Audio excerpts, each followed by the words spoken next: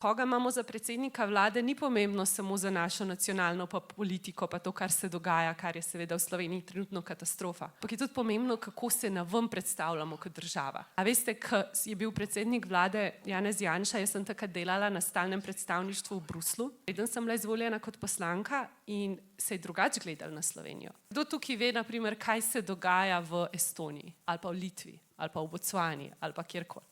Ne, a ne. Tudi tujci ne vejo, kaj se dogaja v Sloveniji. Oni ne vejo, kdo je Robert Golob, kaj je Gibanje Svoboda, kaj je SDS, koga podpiraš. Oni vidijo Slovenijo pa njeno politiko. In če nas predstavlja Robert Golob, tujci mislijo, da je to politika Slovenije, a ne. Mislim, saj uradno je. Oni ne ločujejo tega, ti pa ga ne podpiraš.